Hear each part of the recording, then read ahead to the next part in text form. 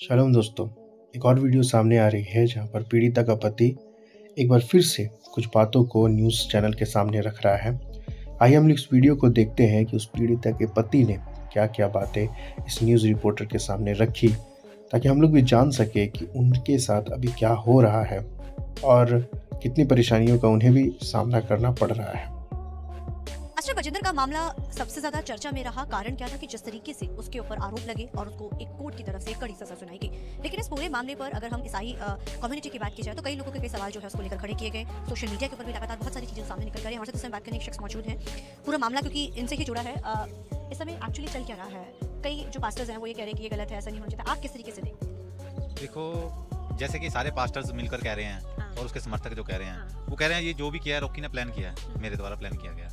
But मैं उनको एक आपके चैनल से माध्यम से बताना चाहता हूँ कि सन 2006 में भी पर्चा उसके ऊपर, सन 2007 में भी पर्चा है, सन 2008 में भी एफआईआर है, सन 2012 में भी, 14 में भी, 18 में भी, 19 में भी, 20 में भी, फिर उसके बाद 25 में तीन एफआईआर हैं। तो मैं तो सन 2018 से जानने लगा।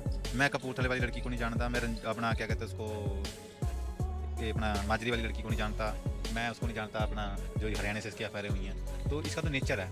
मेरी तो एक एफआईआर थी हमारी तो इसके ऊपर, बट इसका नेचर था जब इसकी मतलब जजमेंट आई ना 1 तारीख को, तो एक सुजीत थापर है इनका स्पोक्स पर्सन, उन्होंने ये बात बोली कि बिना जो ये मीडिया ट्रायल चला इसके कारण उसको सजा हुई है और हमारा पक्ष नहीं दिखाया गया। उसने शायद आपके चैनल से ही, जलंधर से ही बोला इस चीज़ को। हाँ। तो फिर मेरी आपके उस रिपोर्टर से भी बात हुई थी, एक बार हमारा पक्ष भी लो, तो आपके थ्रू हमारा वर्जन ये है कि भी देखो मीडिया ने उसको दिखाया, उसने मीडिया के आगे सामने अपनी बात भी रखी, प्रेस कॉन्फ्रेंस भी करी, सब कुछ हुआ और बहस भी हुई। जैसे वो कह रहा था जजमेंट में आ रखा है, सारी बहस हुई है। वो सुजीत थापर को आपके चैनल के माध्यम से बताना चाहता हूँ। वो कहता 28 को अगर सजा दे दी है तो पहली तारीख डालने की क्या जरूरत थी। वो अपने आप को एडवोकेट कहता भी इंटरनेट पर ऑर्डर नहीं चढ़े, मैं 10 दिन से 5 दिन से चेक कर रहा हूँ, ऑर्डर नहीं चढ़ रहे। मैं उसकी नॉलेज में बात देना चाहता हूँ कि जो रेप के एफआईआर होती हैं, केस होते हैं, उनमें कभी भी जजमेंट या ऑर्डर्स नहीं चढ़ते, ठीक है जी। उसके बाद कुछ भी नहीं इसमें होता। तो उसने देखा भी जो मीडिया हमारा पक्ष नहीं दिखा रहा या हमारी चीज़ नहीं दिखा रहा, तो इन्होंने अपने आईटी सेल का उपयोग किया और अनऑथराइज यूट्यूब चैनलों का उपयोग किया। उसमें इन्होंने क्या किया, विक्टिम को गलत दिखाने के लिए, जैसे जब कोर्ट के ऑर्डर आए तो मीडिया ने बहुत तगड़ी न्यूज़ दिखाई है, तो उससे उसके समर्थन टूट गए। अब समर्थन टूटे, वहाँ पब्लिक आनी कम होगी, तो इनको डर पड़ गया, पब्लिक आनी पड़ गई, क्योंकि एक मैसेज ही गलत चला गया। अब पब्लिक नहीं आएगी, वो चढ़ावा नहीं चढ़ाएगी, तो इसकी बेल नहीं होगी, या फिर हाईकोर्ट वकील को भी पैसे देने पड़ेंगे। तो इन्होंने एक प्लान किया सुजीत थापर ने भी, इनको बदनाम किया जाए और अपना बजिंदर को थोड़ा ऊपर किया जाए। तो इन्होंने विक्टिम के गले में फांसी लगाकर ये एक टैग डाल दिया, थंब रिंग लगा दिए भी ये लड़की को फांसी होगी, पास्टर बजिंदर बाहर आ गया, ऐसी मतलब अफवाहें। और उसमें विक्टिम का नाम बोलने लगे भी, विक्टिम यहाँ रहती है, विक्टिम का पति यहाँ रहता है, ये विक्टिम के पति की वीडियो सोशल मीडिया पे, पर्सनल वीडियोस हरमेश के द्वारा, हरदीप के द्वारा डाली गई। तो ऐसी मतलब दिखाने लगे, वहाँ पर दिखाते दिखाते हमारा एड्रेस भी डिस्क्लोज कर दिया। तो उसके कारण उसमें कई चीज़ें भी बोल दी वीडियो में, मसीह को बर्बाद करने वाली, ये औरत और ये लड़का है, इन्हें मार दो, इनको काट दो, ऐसी बातें करने लगे, जिसके कारण अननोन पर्सन हमारे घर के बाहर आने लगे। हाँ जी, अननोन पर्सन गेड़े मारने लग गए। अपना कोई यूपी से, कोई बिहार से, कोई मध्य प्रदेश से, इनका प्लान था कि भी कोई अग्रेसिव होकर इनके ऊपर हमला कर दे और इनको तमाम कर दे, क्योंकि वो तो खत्म हो चुका ही है और शायद इनका प्लान भी है ये। तो फिर हमने एसएसपी सर से, माननीय मोहाली से बात की। उन्होंने जी हमारे प्रूफ देखे, एविडेंस देखे, इमीडिएटली एक्शन लिया। वैसे तो ये एफआईआर साइबर सेल की बनती है, पर ये बलौंगी थाने में हुई है, क्योंकि इमीडिएटली एफआईआर थाने में ही होती है, साइबर सेल में तो रिपोर्ट बन के जाती होती है। अब ये जो पूरा मामला है, हालांकि आपने बोला कि हमें दोबारा से आपके घर के शख्स, बहुत सारे लोग बाहर, आपको अननोन पर्सन्स आ रहे हैं लगातार, ये जब केस आप लड़ रहे थे उस दौरान भी ये सब चीजें आप लोगों ने फेस की?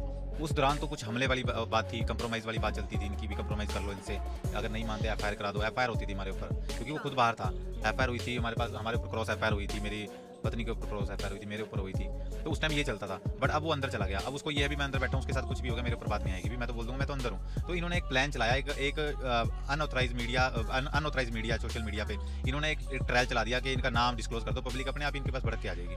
तो वही चीज़ इन्होंने प्लान के तहत करी थी, बट इनका प्लान नहीं पूरा हुआ, क्योंकि एसएसपी साहब को जब हमने बताया, उन्होंने इमीडिएटली एक्शन लेके एफआईआर की और उनके नाम जद किए, और इनमें नाम लिखे हुए हैं उनके बकायदा। हाँ जी, ये कॉपी है, तो इसमें नाम भी लिखे हुए उनके बकायदा। इसमें सुरजीत थापर है, पास्टर हरदीप है, पास्टर हरमेश है, अविनाश कुमार है। पास्टर को हम वैसे तो बड़ा वो मानते हैं, लेकिन आपके साथ जो चीज़ें हुई, आपकी पत्नी के साथ जो चीज़ें हुई, कभी मतलब फंसे कैसे थे? ये सब चीज़ें कैसे शुरुआत हो गई थी? एक्चुअल ऐसा है कि सन 2018 में जब कंप्लेंट की थी पीड़िता ने, तो मैं वाल्मीकि शक्ति संगठन पंजाब का प्रधान था, वो मेरे पास हेल्प लेने के लिए आई थी। जब मैंने उसकी हेल्प की तो एफआईआर दर्ज हो गई थी 2-3 महीने बाद। जब एफआईआर दर्ज हुई उसके बाद जब ये 3 महीने बाद बेल में आया, बेल से बाहर आया, तो इसको पता लगा भी एक वाल्मीकि समाज का रोकी है, इसने मेरे मेरे ऊपर एफआईआर करवाई है। नहीं तो लड़की की कहाँ हिम्मत थी, इसको उड़ाना भी नहीं आता था, ये कहाँ करा लेती, इसको तो हमने दबा भी लिया था। तो ऐसी चीज़ें उसकी सोच मन में थी। उसने मेरे ऊपर एफआईआर कराई 295 की, जसपाल मसीह है कोई, उसके द्वारा। फिर इसने मेरे ऊपर एफआईआर कराई अपनी पत्नी के द्वारा कराई, रेप करने की कोशिश, छेड़छाड़। पति ने तो लगातार बयान अभी दिया है, उसने बोला कि ये सब चीज़ें ऐसी झूठी हैं, लेकिन आपने इन चीज़ों को मतलब सहा है या आपके ऊपर ये सब चीज़ें हुई थी? मैं झूठी क्या बताऊँ आपको, अभी कल ही नोटिस हुआ है इसकी वाइफ को। हाँ। उनको पता है, हम कोर्ट थोड़ी झूठ बोलता है। इसकी वाइफ ने मेरे ऊपर अंजाम लगाया भी, ये भूतगढ़ आया, इसने मेरी चेन छीन ली, मेरा रेप करने की कोशिश की, मेरे कपड़े फाड़ दिए। जब इन्वेस्टिगेशन, एफआईआर तो कट गई थी क्योंकि एसएचओ इसका था। जब इन्वेस्टिगेशन हुई, एफआईआर कैसे कटी?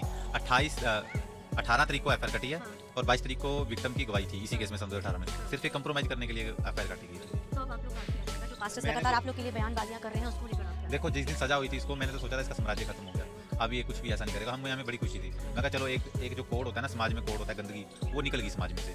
बट अब जो सुजीत थापर है, इनके सलाहकार हैं जो भी है ना, जसपाल मसीह, अब इन्होंने कुछ और ही ट्रेंड चला दिया।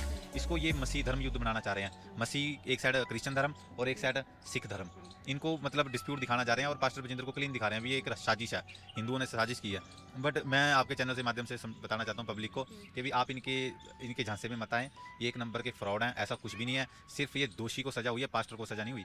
जो दोषी है बजिंदर, उसको सजा हुई है। आप ये थोड़ा सा अपने दिमाग में डालें, सोचे समझे। Thank you so much, radio से बात करने के लिए रॉकी जिन्होंने जानकारी दी है कि हम इस लड़ाई को लड़ रहे हैं और आगे भी लड़ते रहेंगे।